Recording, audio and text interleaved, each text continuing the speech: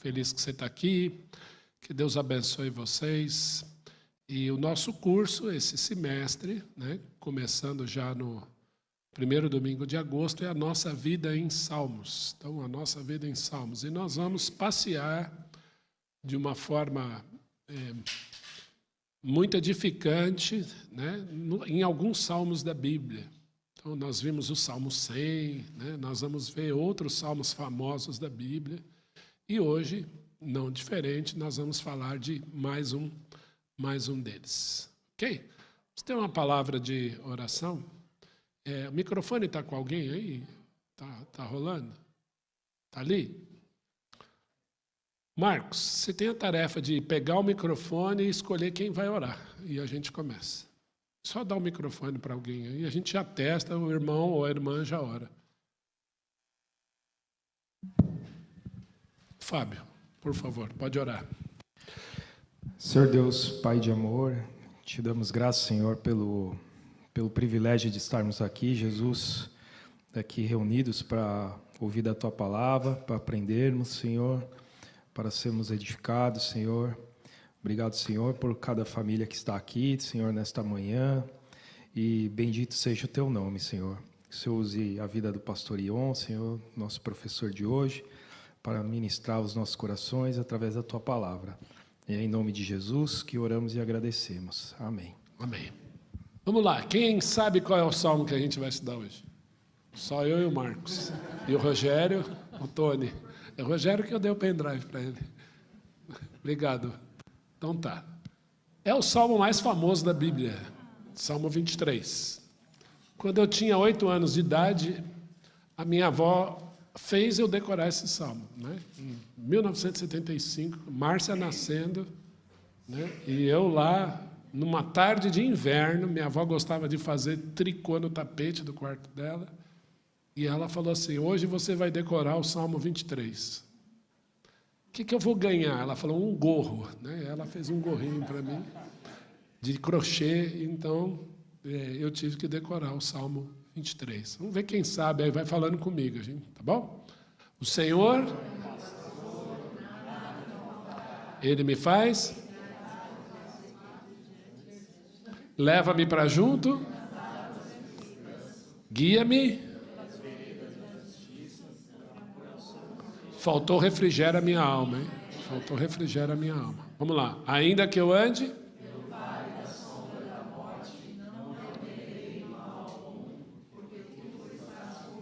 a tua vara,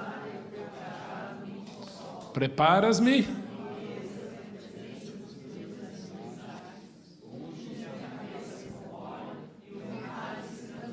bondade e habitarei. Vocês decoraram, hein? Vão ganhar uma toquinha cada um aqui, parabéns. Salmo 23, que eu falo que é o mais famoso de todos os salmos. Quem nunca fez uma viagem ou andou pela cidade e viu esse salmo em algum lugar, Em lameira de caminhão, o Senhor é o meu pastor, Aqui é uma igreja, É uma carreta missionária, uma igreja itinerante. O Sebastião da Manga, está lá: o Senhor é meu pastor, nada me faltará. E o que mais me impressionou foi numa moto, no tanque de uma moto adesivado: ainda que eu ande pelo vale da sombra da morte, não temerei mal algum, porque tu estás comigo. Eu falei: nossa, que propício, Interessante, Então, esse salmo você vê em vários lugares, vê em camiseta, Até quem não é muito religioso, às vezes põe lá, acha que vai proteger, aquela coisa toda. Então, esse é o salmo, que está estampado aí em alguns lugares. É um salmo de Davi, claro que é o Espírito Santo de Deus, mas o homem usado para escrever esse salmo foi o rei Davi, que também foi pastor de ovelhas. Então, ele escreveu esse salmo aí. Quando que esse salmo foi escrito? Mais ou menos no ano 1000 antes de Cristo. Então, 1000 antes de Cristo, alguém escreveu lá: o Senhor é meu pastor, nada me faltará. Pastor Josué vai prefaciar o livro de testemunhos da igreja. Convidei ele, e ele ficou feliz. E ele falava que Davi foi o primeiro guitarrista da história, que ele tangia a harpa lá, Foi o primeiro que a Bíblia fala lá, né, que tocava uma harpa, né? Brincadeira, porque lá em Gênesis fala de outros que tocavam instrumentos de sopro, né? Mas interessante que provavelmente Davi, ele tangia a sua harpa, tocava a sua harpa, e Deus lhe dava salmos, né? Versos cantados, poesias cantadas, como são os salmos, né? Quando a gente fala em um pastor, né, a gente imagina um rebanho. E no meio do rebanho, às vezes, tem algumas dificuldades, né? Jesus falou disso aí, né? Nem todo mundo que está no rebanho é ovelha, né? Tem umas pessoas ali, às vezes assim, infiltradas, né? Às vezes até disfarçada de ovelha, né? Mas Jesus disse: o Senhor é meu pastor, nada me faltará, né? Bom, em que contexto isso foi composto? Vamos dar uma olhadinha? Vamos entender aqui uma situação que Davi vai dar um relato, ele vai dar um testemunho. Então, o Jessé, pai de Davi, fala: olha, vai lá onde estão os seus irmãos. Os irmãos de Davi, os mais velhos, estavam no fronte, né? Eles estavam em luta, em guerra. E quando Davi chega ali, um gigante, né? Muito provavelmente um das descendências aí dos Refaíns, os Nefelins, naquele tempo havia gigantes, né? E um deles afrontava o exército de Israel, o seu nome era Golias. Lembra da história de Golias, né? Davi, Golias, né? Lembra? Então, é isso aí. Então, quando Davi chega ali, ele quer saber o que está acontecendo, até o irmão mais velho fica bravo com ele, briga com ele, e Davi se dispõe a lutar contra Golias. Vocês lembram dessa história? E aqui nós vamos ver o relato de Davi. Então, é importante a gente... Fábio, passa o microfone para alguém ler esse texto para mim. Elô, lê um pouquinho, passa para alguém, ou lê tudo, faz como você achar melhor. Ouvidas as palavras que Davi falara, anunciaram-nas a Saul, que mandou chamá-lo. Davi disse: eu vou lutar contra o gigante. Tudo bem? Vamos lá. Davi disse a Saul: não desfaleça o coração de ninguém por causa dele. Teu servo irá e pelejará contra o filisteu. Olha a ousadia do nosso irmão. Porém, Saul disse a Davi: contra o filisteu não poderás ir para pelejar com ele, pois tu és ainda moço, e ele, guerreiro desde a sua mocidade. Saul disse assim: não vai, Davi, você é mocinho, você é jovem, você é teen, né? Então melhor você não ir. Olha o tamanho dele. Ele é guerreiro desde que ele nasceu, e você vai lá lutar com ele? Agora eu destaquei em vermelho aí a resposta de Davi a Saul. Respondeu Davi a Saul: teu servo apacentava as ovelhas de seu pai, quando veio um leão ou um urso e tomou um cordeiro do rebanho. Eu saí após ele e o feri, e livrei o cordeiro da sua boca. Levantando-se ele contra mim, agarrei-o pela barba e o feri e o matei. Gente, a gente vê um cachorro na rua, grita, sai correndo. Davi deu de cara com o leão, puxou o leão pela barba e bateu no leão, feriu o leão foi embora e largou a ovelha. Esse é o contexto. Se tem alguém que podia dizer: o Senhor é meu pastor, é Davi. Olha a situação que ele viveu aí. Continua, Elô. O teu servo matou tanto o leão como o urso. Este incircunciso filisteu será como um deles, porquanto afrontou os exércitos do Deus vivo. Disse mais Davi: o Senhor me livrou das garras do leão e do urso. Ele me livrará das mãos desse filisteu. Então disse Saul a Davi: vai-te, e o Senhor é contigo. Qual é o fim da história? Golias morreu, decapitado. Tomou uma pedrada, quase que um tiro na testa, caiu, e Davi tira da própria espada dele e corta a cabeça de Golias. Qual é o contexto do Salmo 23? Alguém que pastoreava ovelhas e viveu situações difíceis. Talvez de lidar com um lobo, de lidar com um urso, de lidar com um leão.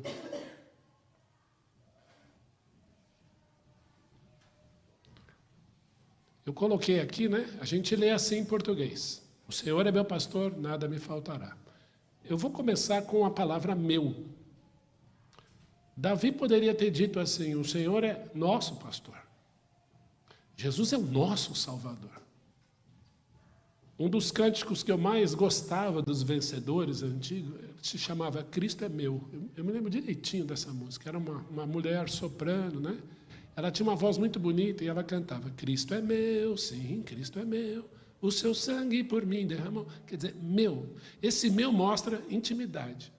Claro que ele é seu, claro que ele é do Marcos, da Laura, do Fabinho, do Elô, do Ricardo. Ele é seu, mas ele é meu. Isso é intimidade.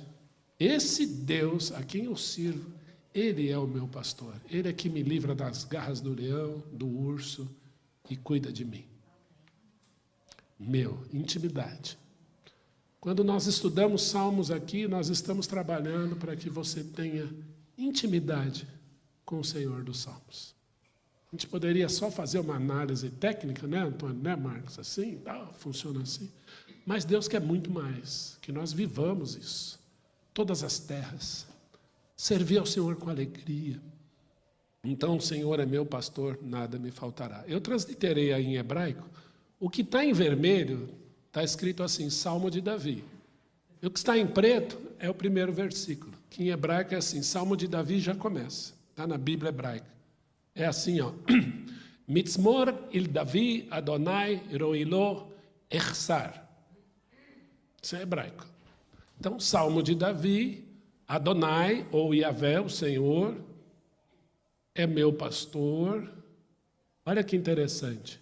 Esse nada me faltará não está no hebraico.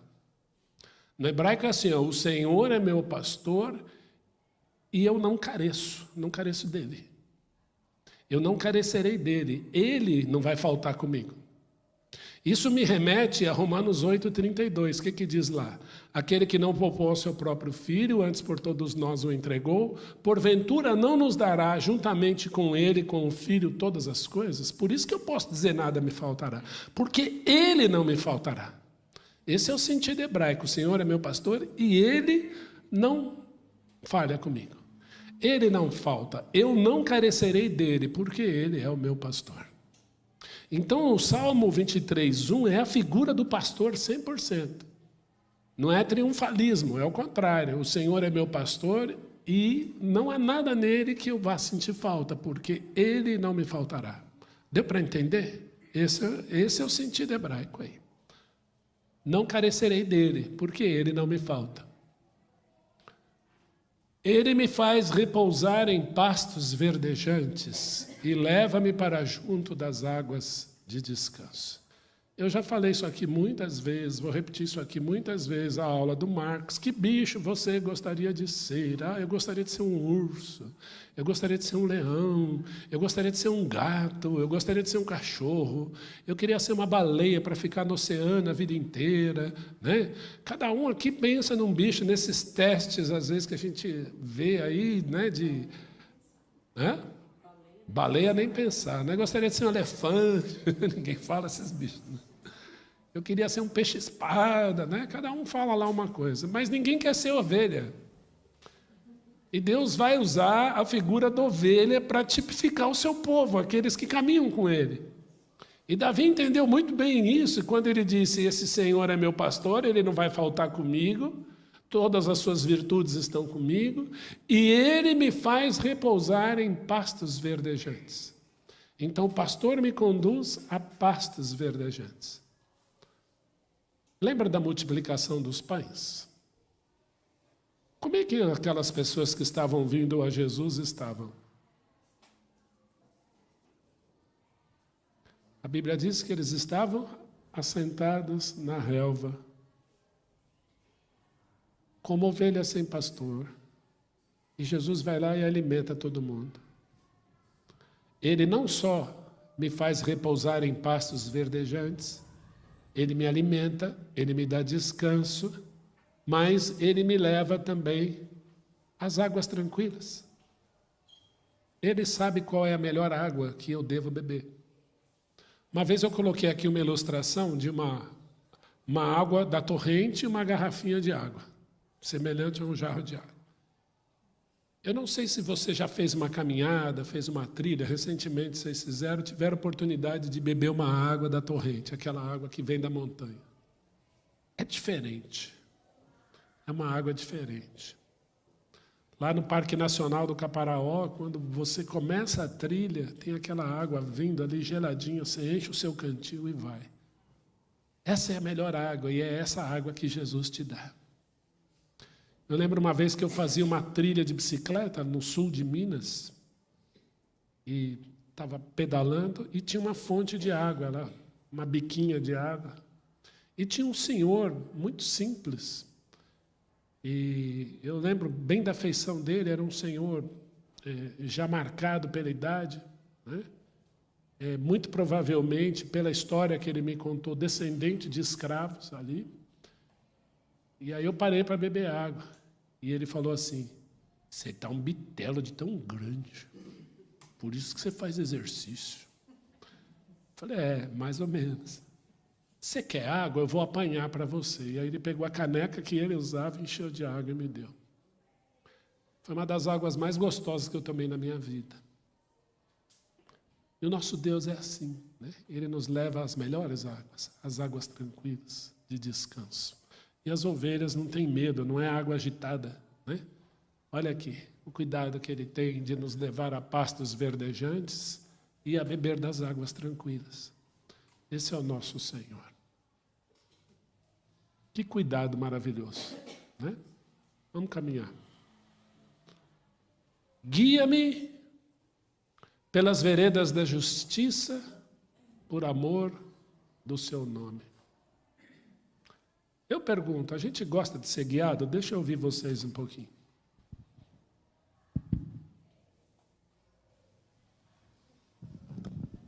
A gente gosta de ser guiado, Antônio? Não.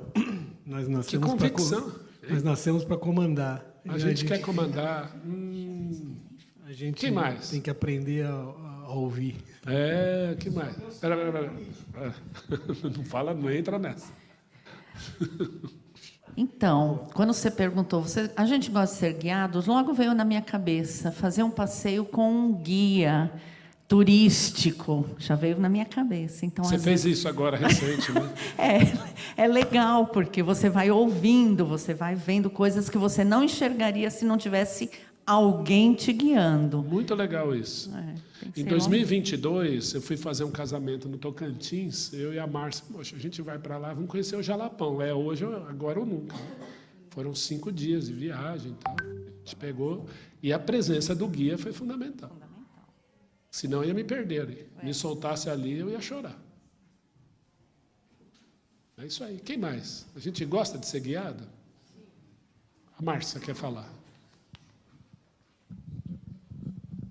Sim, eu gosto. Até porque eu acho que se você escolher bons guias, você se sente seguro. Então, eu gosto. Isso aí, Márcia. Vamos comigo, irmã. Aninha. Gente, eu vou usar isso a meu favor. Aí vocês escutaram, né?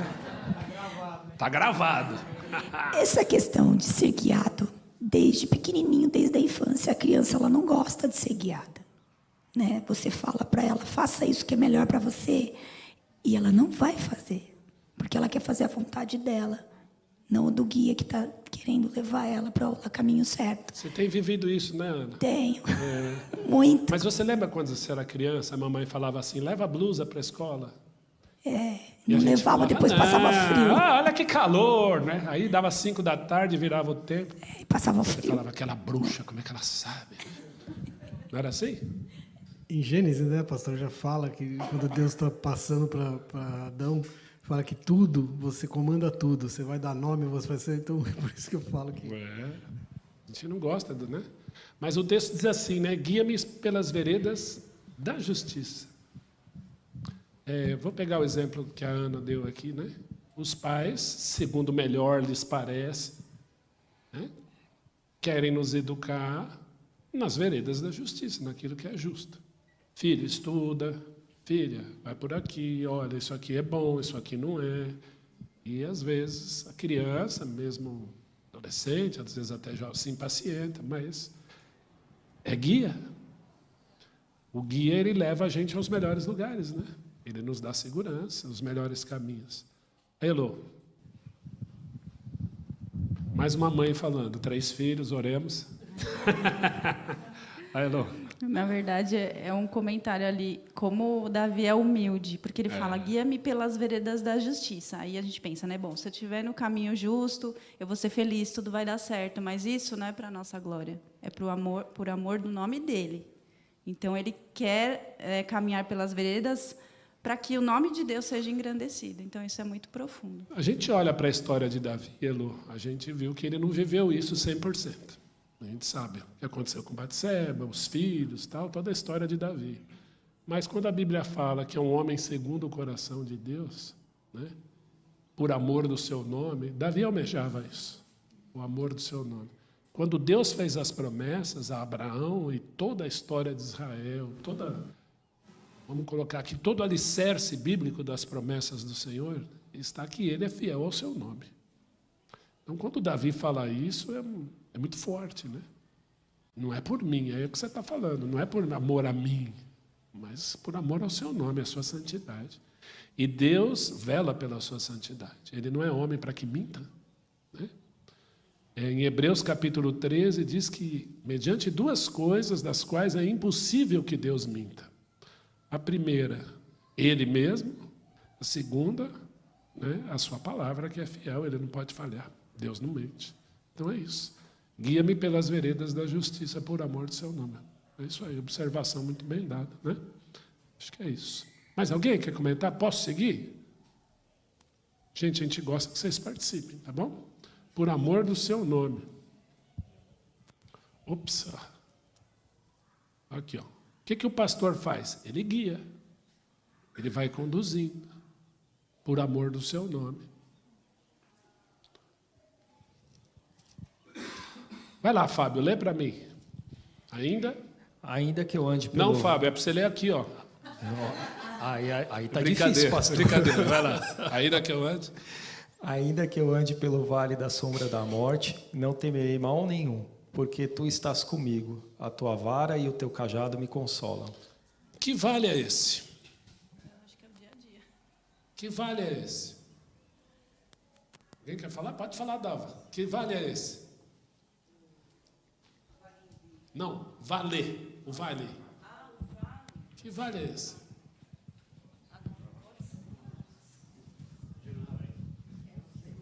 Pode falar, pode falar. Não sei. Passa aqui para a Laura, Maurício. Vai lá, Laura. Vamos lá, vamos resgatar a história, os nossos passeios. Lá em Israel, tem regiões que tem as montanhas e um vale bem profundo, que até na história lá do salteador, lá, né, os ladrões se escondiam e pegavam as pessoas e batiam neles e deixavam a gente conhecer essa história, essa parábola. O bom samaritano, isso. Às vezes até feras. Né? Isso, feras. Então, ali é um lugar sombrio. Aquele vale é um vale profundo e sombrio, que muitos passavam por ali. Tinha que passar por ali. Então, mesmo que eu ande na sombra do vale da morte, eu não vou temer mal nenhum. Não tem. Então, mais ou menos. Como chamava aquele vale? Que você tem o Monte das Oliveiras, aí você tem um Cedron, um nome assim. Mas tem um vale que chama Sombra da Morte. Então, é isso que eu estou falando. Que ele é assim, a montanha alta e ele parece que vai terminar no plano onde a gente está. Não, ele vai muito profundo. Né? Hã? Isso, cemitério. Isso, era exatamente. Né?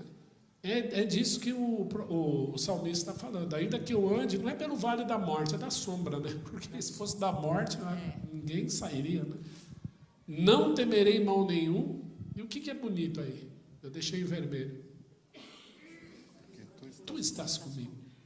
Eu não posso dizer para o bom pastor, para o pastor das ovelhas, diz, fica aqui, eu vou até a padaria ali e volto.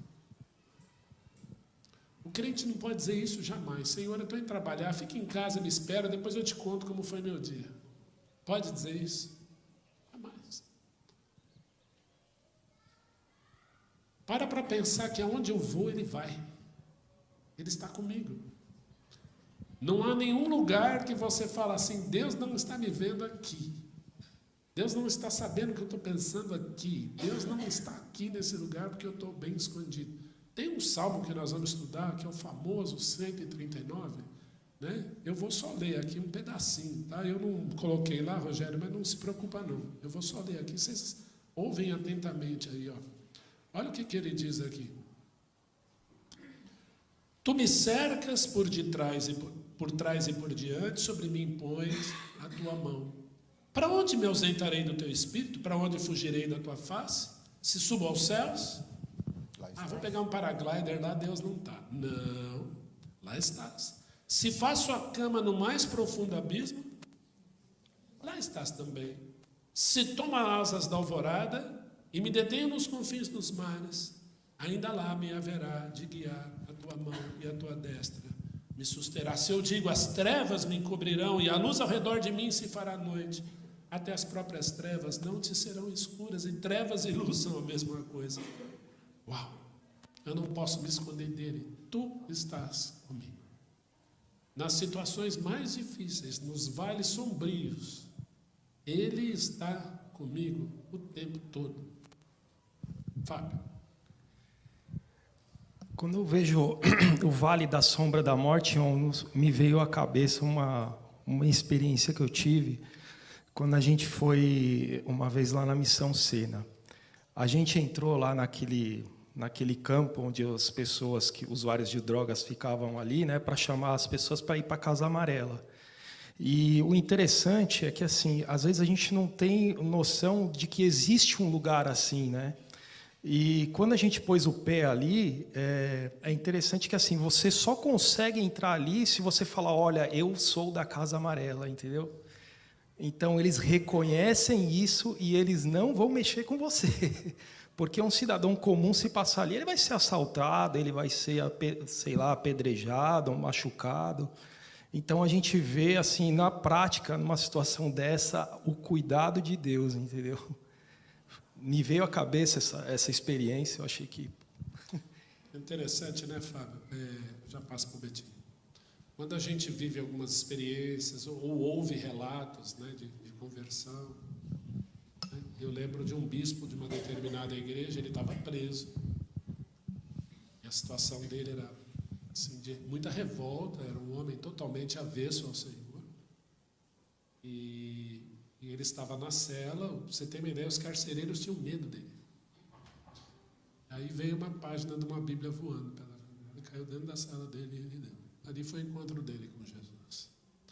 Então, assim, não existe abismo profundo, vale sombrio, que o amor de Jesus não seja mais profundo. Isso aí. Betinho.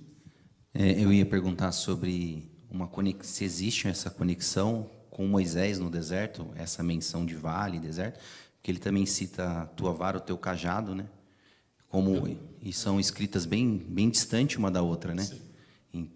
Ele já carregando aí essa... É que eu não entrei na parte final, mas é legal a sua pergunta, porque aí a gente dá uma amarrada, né? Então, tudo bem, né? Nos vales mais sombrios ele está comigo. E aí vem algo interessante. O pastor, geralmente, ele andava com um cajado como um varão, né? O cajado é aquele ponto de interrogação grande, assim, né? Ele parece um ponto de interrogação, que ele anda com aquilo. Por quê? Tinha uma dupla finalidade. Às vezes a ovelha... Deixa eu ver se é o próximo slide, Betinho. A ovelha estava em lugares perigosos, né? Às vezes perto de um abismo. O que o pastor faz? Ele puxa com aquele negócio e traz para perto dele. Nunca ninguém viveu uma experiência assim, né? De se afastar, o Senhor já traz, né? Né, Dalfa? Né? Mas assim, às vezes a ovelhinha está numa situação muito perigosa. Se ela se debater, o que ele faz? Ele quebra a perna da ovelhinha, para ela não se mexer mais, aí ele traz ela aqui nas costas, aí ele trata a ovelhinha, enfaixa a ovelhinha, aí aquele osso se calcifica de novo e ela pode caminhar. Então esse é o duplo sentido, né? Da vara que disciplina, não é isso? E do cajado que traz para perto. Então qual é o objetivo do Senhor? É trazer para perto. Ele quer que nós andemos junto com Ele. Ele quer que nós desfrutemos daquele que nos leva para as águas tranquilas. Moisés foi chamado de pastor de Israel também. E Moisés viveu muito antes de Davi. Agora, a Escritura, e nós falamos isso no curso passado, muitos escritores bíblicos se citaram sem se conhecer. Por exemplo, Daniel fala de Jeremias. O Senhor Jesus vai citar todos os livros do Antigo Testamento, de forma direta ou indireta, né? E muitos salmos têm experiências dos israelitas no passado. Moisés, nós vimos com Marcos aqui, escreveu os salmos. Né? Asaf escreveu os salmos, os filhos de Coré, né, de Corá. Então, são citações, sim, paralelas. E aí a gente vê o Espírito Santo guiando. Então, você vai falar, bom, quando ele fala, a tua vara, ele escreve, né? A tua vara, o teu cajado me consola. Ah, Davi pensou em Moisés, vou fazer uma referência, uma nota de rodapé. Não, mas o Espírito de Deus guiou ele nesse sentido. Mas qual é o sentido da vara e do cajado? Trazer a ovelha para perto do bom pastor. Do pastor. O tempo inteiro é assim. Né? Quando nós lemos Hebreus 12, Deus nos trata como filhos. Alguém queria falar? Você queria falar alguma coisa? Não? Já, isso aí, pode falar. Como você falou, a gente gosta sempre de aplicar para nós, né? A gente não está fazendo aqui uma hermenêutica simples do Salmo. E aí, esse versículo ele fala muito ao meu coração, porque nós temos os nossos vales da sombra da morte, né? Quem não tem? Quem não passa pelo vale da sombra da morte? E o Senhor está conosco ali também, isso é fato. A gente já viveu isso também várias vezes. Mas a figura da vara e do cajado que você falou, e eu já tinha falado sobre isso numa aula também, que eu me lembrei na hora que você colocou o versículo, é que muitas vezes Deus precisa quebrar as nossas pernas, né? Muitas vezes a gente precisa levar umas cacetadas, precisa levar umas pauladas, para poder lembrar que Ele está com a gente e que Ele cuida de nós. Então, acho que isso para mim, esse versículo fala muito ao meu coração. Porque, às vezes, a gente pergunta, por que Deus? Né? Por que comigo? Por que isso? Por que aquilo? Então, Ele está, como você citou Hebreus, né? Nos disciplinando, nos ensinando. Mas uma coisa que me chama muito a atenção nesse versículo é que a vara e o cajado, ele diz que consola. Consola. Né? E como a gente fica lá chorando, ai, Senhor, está doendo, está doendo. Mas a vara e o cajado são consolo para nós.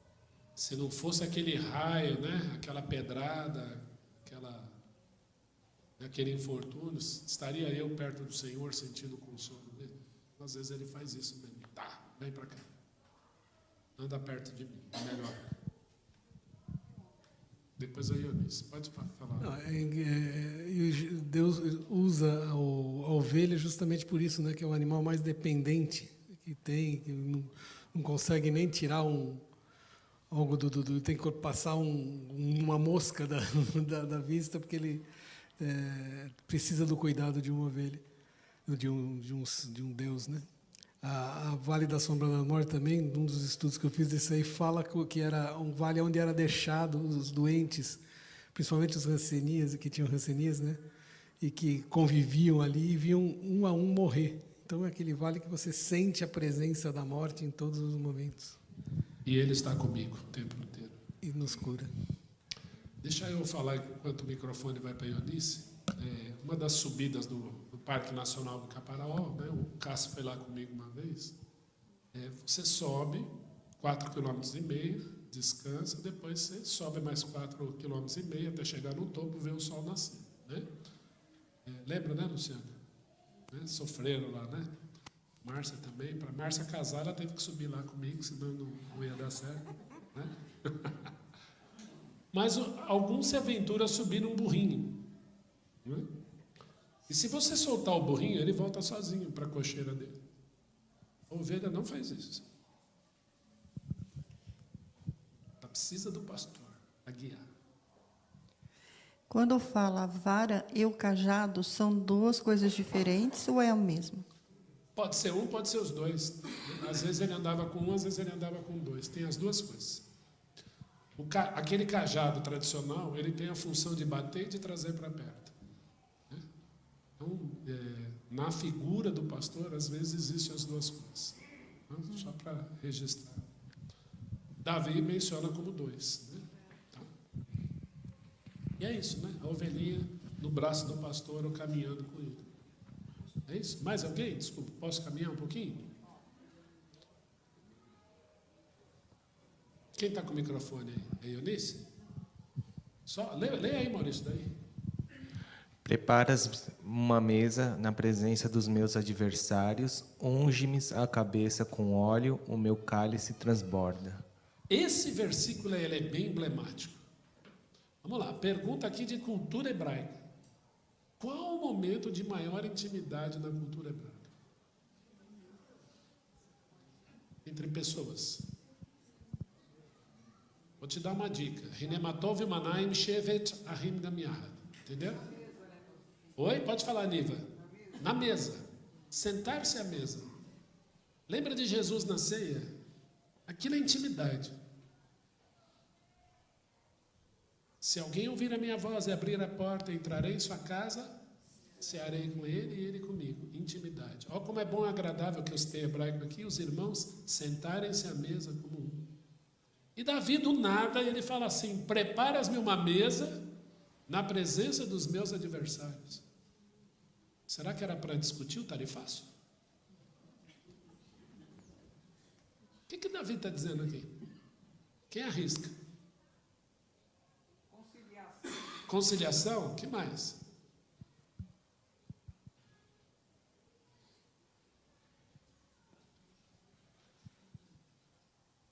Unges minha cabeça com óleo. O que Davi está dizendo aqui? Passa lá, vai lá, Davi. Ó, lê o contexto. Ainda que eu ande pelo vale da sombra da morte, a tua vara e o teu cajado me os consolam. adversários... Tá, desculpa, que os adversários dele iam ver a vitória dele. Interessante. O que mais? Vai lá, Leandro. A confiança que ele tinha no Senhor. Prepara-nos uma mesa na presença dos meus adversários. O que ele está dizendo para esses adversários? Que ele vai vencer?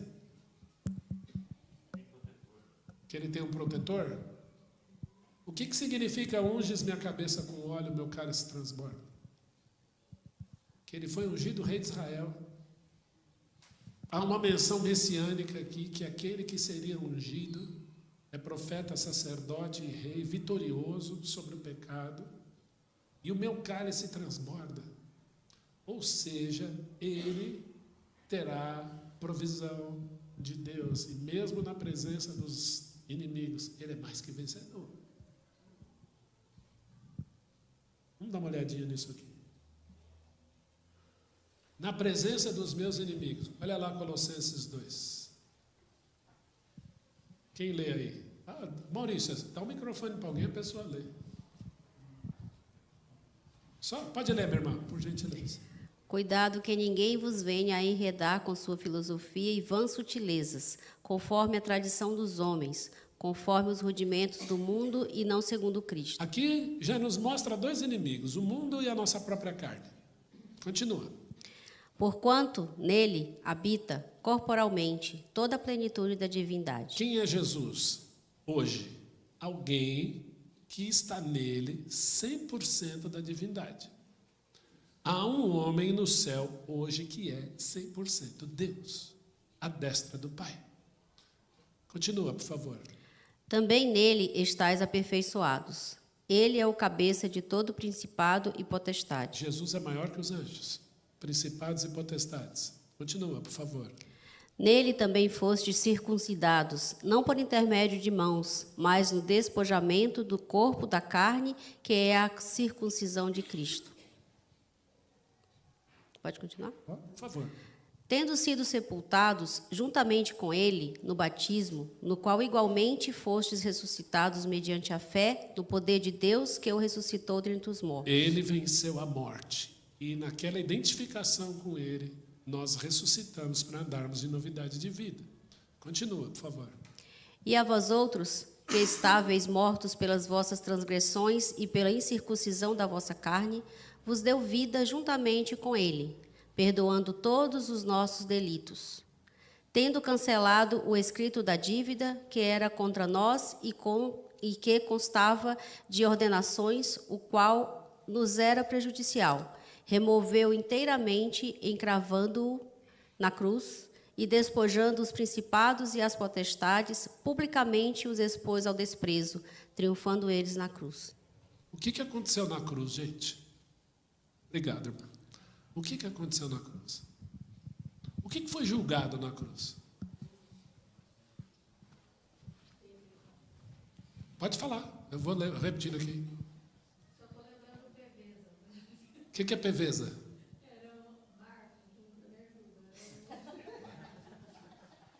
Sobrou para o Marcão.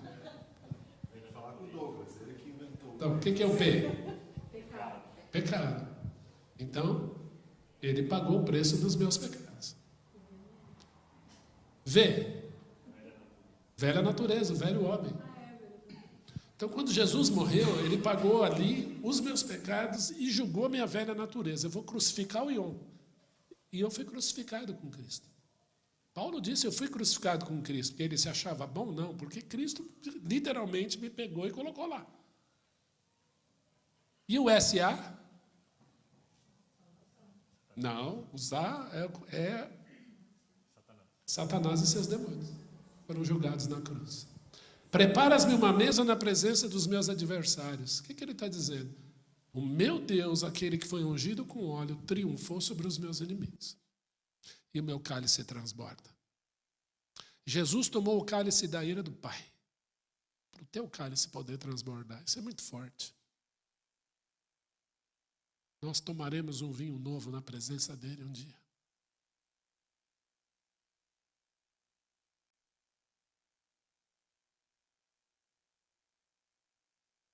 Alguém quer comentar antes de eu ir para vocês? Nem teria muita coisa para falar. Romanos 8, 28, o que diz lá? Quem souber, fala comigo. Somos mais por meio daquele que nos amou. Eu sou mais que vencedor. Imagina um time de futebol vai jogar, vira o primeiro tempo 5-0. Já era. Aí no segundo tempo, aquele time que tomou 5, ele vira para 7-5. Ninguém pode cantar vitória antes. Só o crente, que ele entra no jogo dizendo, eu sou mais que vencedor. Meu Jesus já ganhou essa batalha por mim. Amém? Vamos lá. Quem está com o microfone, passa para alguém aí. Dá para Timóteo. Vai lá, Timóteo. Misericórdia certamente me seguirão todos os dias da minha vida e habitarei na casa do Senhor para todo sempre. Nós cantamos aqui, né? Pois um só dia, Senhor, nos teus átrios vale mais que 1000. Claro que Davi, ele não tinha noção, né, da revelação de Apocalipse, do que é o céu, das colunas, ele não sabia nada disso. Mas ele tinha noção do templo, né? Davi sabia. Ou do que era o tabernáculo, né? Quem vai construir o templo, na verdade, é o filho dele, Salomão. Então ele tinha uma ideia. O que era a casa do Senhor, estar na presença do Senhor. Mas ele diz, bondade e misericórdia certamente me seguirão todos os dias da minha vida. E habitarei na casa do Senhor para sempre, por longos dias. Por dias eternos, né? Sempre. Isso aí.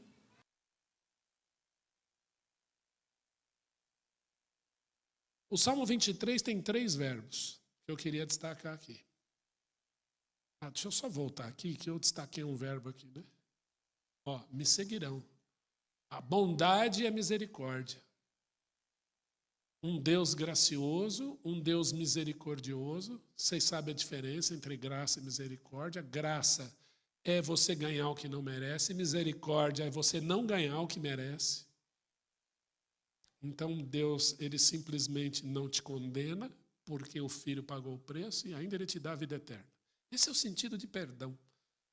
E a sua bondade e a sua misericórdia certamente me seguirão enquanto eu viver. Quantas promessas eu tenho aí nesse salmo. E habitarei na casa do Senhor para todo sempre, ou por longos dias, por dias sem fim. Né? Quais são os 3 verbos do Salmo 23? Marisa, quando você estava internada, eu li esse salmo com você. E eu falei desses 3 verbos. Qual é o primeiro? Não estou fazendo chamada oral com a Marisa, tá? Porque ela estava lá meio anestesiada, estava assim. Qual é o primeiro?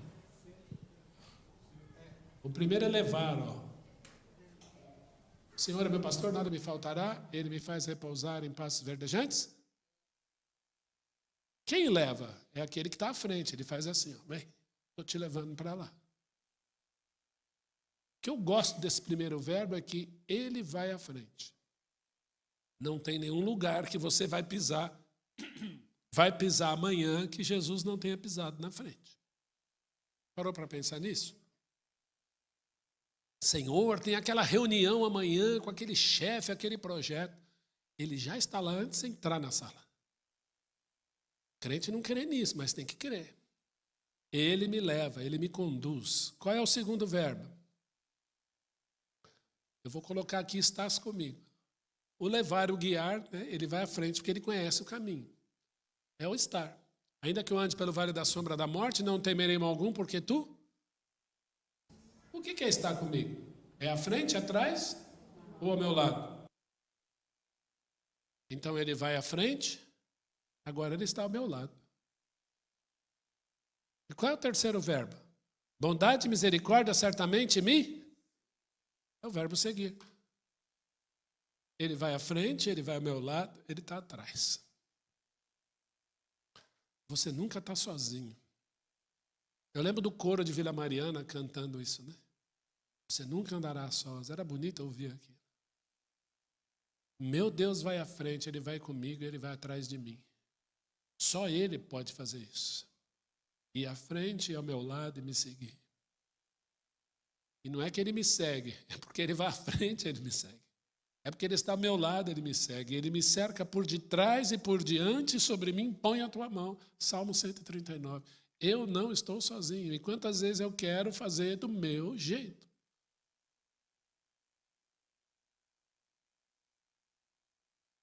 Levar, ele vai à frente, para quem está tirando foto aí, André, estar, ele vai ao meu lado e ele me segue, ele está atrás. É isso. Eu não falei aqui, mas vamos falar em nome dos professores. Se alguém quiser os slides, tudo, a gente compartilha, tá? A gente está à disposição. Bom, só cuidado onde você vai usar, né? Eu assisti uma aula domingo, vou usar aqui na empresa, né? Pode ser um problema. Bom, Jesus não prometeu isso? Estarei convosco todos os dias. Põe isso na sua mente. Na frente, ao meu lado e atrás. Estarei convosco todos os dias. Até a consumação do século.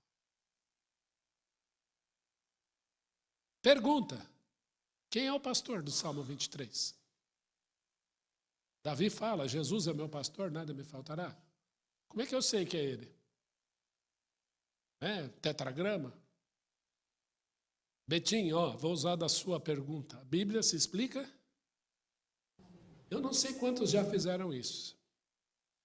Mas faça um paralelo entre textos bíblicos. Vou dar uma dica. Pega o cântico de Maria, minha alma engrandece ao Senhor. Pega o cântico de Ana, de 1 Samuel. Compara. Vocês vão ficar assim, ó. É quase igual. Quantos paralelismos tem? Eu queria que você comparasse o Salmo 23 com João 10. Olha aqui, ó. Vamos lá. Alguém lê para mim aqui, ó, o lado esquerdo. Quem está comigo? Dá o microfone para alguém aí. Estela, lê. O Senhor é o meu pastor e nada me faltará. Olha agora, Estela. Eu sou o bom pastor dá a vida pelas ovelhas. Identificou. Quem é o meu pastor? É o bom pastor. Quando Jesus fala, eu sou o bom pastor, ele está dizendo que ele é o pastor de Davi. Porque pastor só tem um. Eu sou o bom pastor. E o bom pastor dá a vida pelas ovelhas, ou seja, ele não me faltará. Estela, escolhe alguém aí. Prega o microfone para alguém. Ô Berdan, vai lá. Ele me faz repousar em pastos verdejantes e levar-me para junto das águas e descanso. Guia-me pelas veredas da justiça, por amor do seu nome. Olha que interessante. Olha João 10. Para este, o porteiro abre, as ovelhas ouvem a sua voz. Ele me chama pelo nome e as suas próprias ovelhas as conduzem para fora, depois de fazer sair todas as que lhe pertencem. Vai adiante delas e elas o seguem, porque lhe reconhecem a voz. Olha que interessante. Ele me leva, ele me faz repousar nas águas, ele me guia. Olha o que Jesus faz. Exatamente a mesma coisa. É só um exercício, tá, gente? Verdade, escolha alguém aí. Dá o microfone para alguém, para Débora, obrigado. Vai lá, Débora. Débora viveu isso aí, né, Débora? Tomou uns sustos aí, né, Débora? Lê para nós. Ainda que eu ande pelo vale da sombra da morte, não temerei mal nenhum, porque tu estás comigo. A tua vara e o teu cajado me consolam. Eu sou a porta das ovelhas.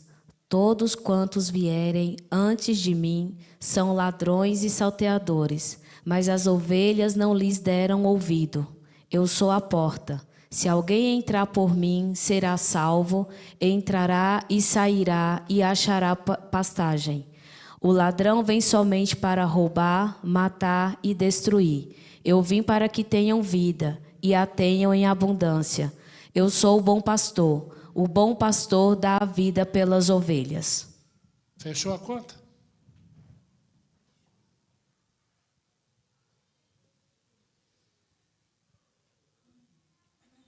Tem mais, Débora?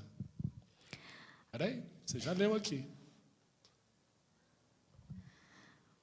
O mercenário que não é pastor, a quem não pertencem as ovelhas, vê vir o lobo. Abandona as ovelhas e foge. Então o lobo as arrebata e dispersa. O mercenário foge porque é mercenário e não tem cuidado com as ovelhas. Eu sou o bom pastor, conheço as minhas ovelhas e elas me conhecem a mim. Dúvidas? Fábio. Obrigado, Débora.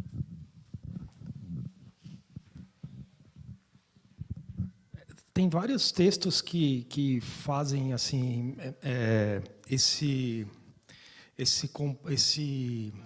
paralelo, né? Esse paralelo. Por exemplo, tem um salmo que Davi fala: disse o Senhor ao meu Senhor, que, né, dá a entender que existe Salmo uma pessoa 110, isso. intermediando entre ele e Deus Pai, né? E se você pegar também o capítulo 22, né, dos Salmos, ele vai relatar até cenas da crucificação de Cristo aqui, né? Salmo 22, Salmo 69. Então você vê muitas evidências, né, de que o pastor de Davi era Jesus. Isso se chama em literatura de intertextualidade, quando o texto se cruza, eles se abraçam. É muito interessante. Então, existe paródia, existe citação direta, vários tipos, né?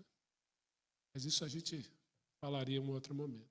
Mas é isso. Olha como os textos eles caminham juntos. Né? É isso aí. Podemos ir para frente?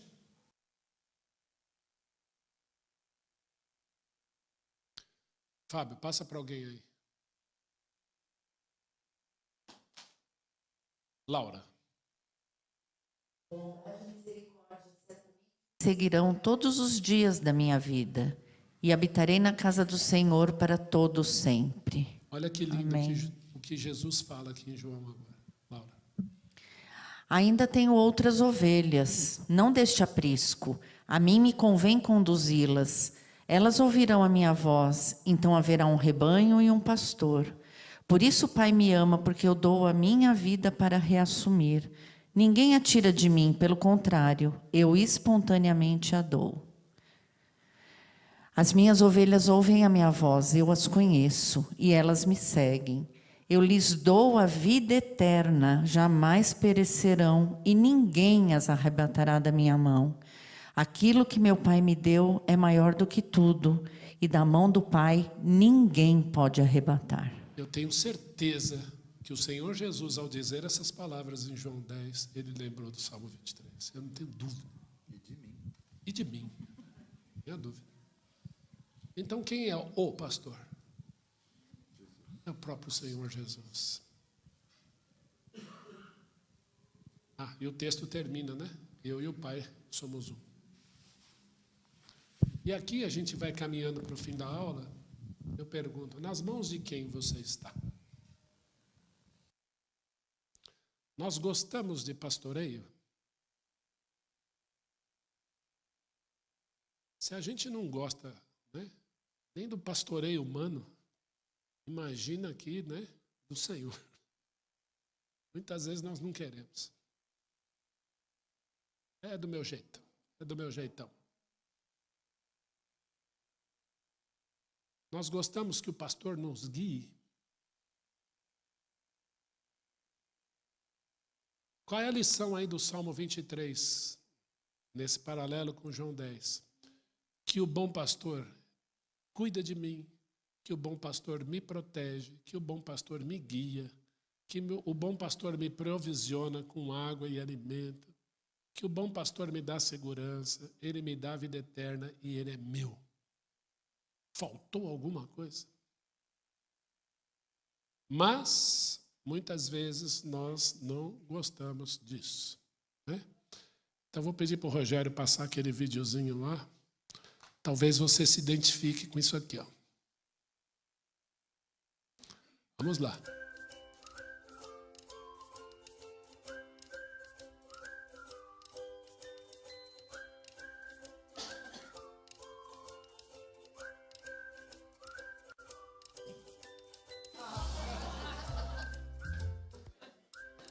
Esse pode ser você. Eu gosto muito disso, né? Ela vai feliz e bum, cai de novo.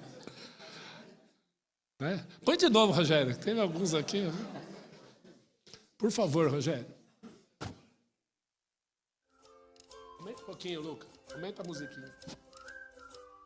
Cadê a musiquinha?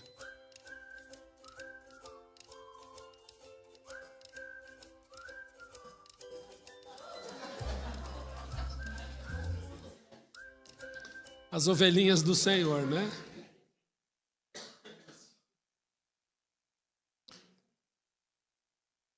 Eu fico imaginando que é o pastoreio de Jesus, né? E por graça ele nos chama para pastorear. E muitas vezes a gente fala, não vai por aí não, não vai dar certo. É por amor, né?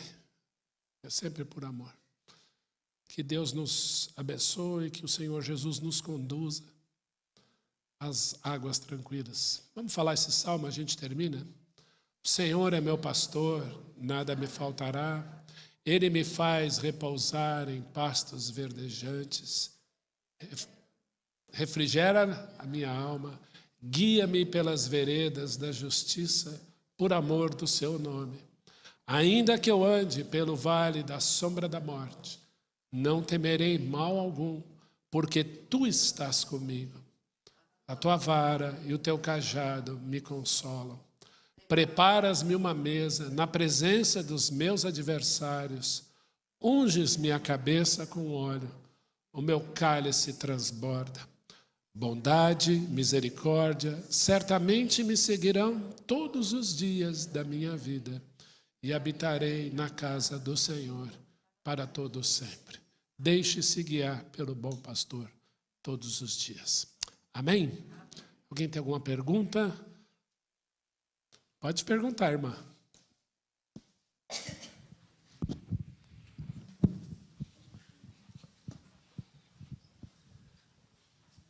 Por por favor. Não, eu tirei a foto, né? E eu só queria pedir desculpa ao pastor. Eu sou professora também, sei da LGPD. Não, mas pode tirar. Não, tudo bem. É só que assim, eu tenho um ritual com a minha mãe. Ela mora em outro estado. E então todos os dias a gente lê a Bíblia, ora e canta.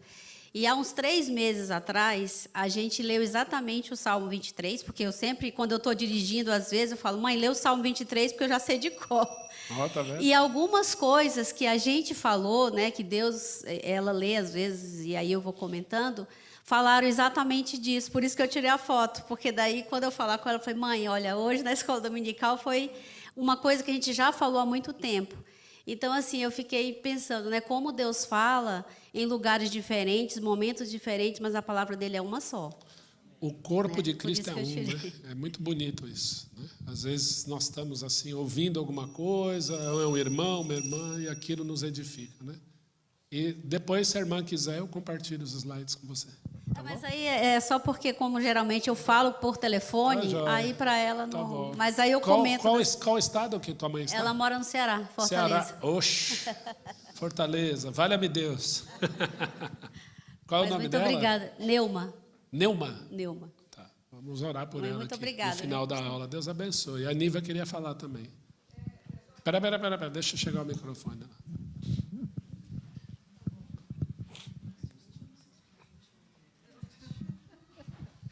Pastor, só um termo aí. Quando Daniel fala meu pastor, meu senhor, o senhor é meu pastor, ele falava com Deus, porque não tinha o Messias ainda. Sim. Então, aí quer dizer que Jesus já estava com ele. E Jesus é o próprio Deus. Aí confirma que Jesus é o próprio Deus. Jesus é o Filho de Deus, é Deus, tanto que João 10 fala eu e o Pai. Somos um. Agora, o Antigo Testamento fala da pessoa do Filho. Nós falamos isso no domingo passado à noite, né? Qual é o seu nome, o nome do seu filho, se é que o sabes? Beijai o filho para que não se irrite, porque dentro em pouco se lhe inflamará a ira. Bem-aventurados todos os que nele se refugiam. Isaías 9,6, porque o menino nos nasceu, o filho se nos deu. O filho nunca nasceu, ele foi dado. Então, já em Gênesis 1:1, Jesus estava lá. Quem criou Adão foi o próprio Jesus, a imagem dele. Ele soprou nas narinas o fôlego de vida. Ontem nós falávamos isso para os casais lá em Vila Mariana, a gente foi levar uma palavra lá. A única vez que dá a entender uma ação com as mãos é quando Deus cria o homem. Formou Deus, pois, ao homem do pó da terra. Que até então ele falava e acontecia.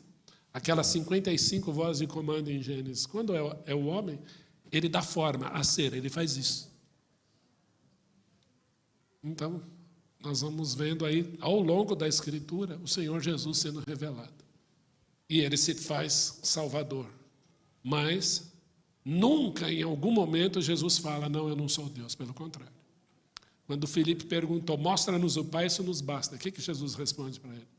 Há quanto tempo estou convosco e não me tendes conhecido? Quem me vê a mim,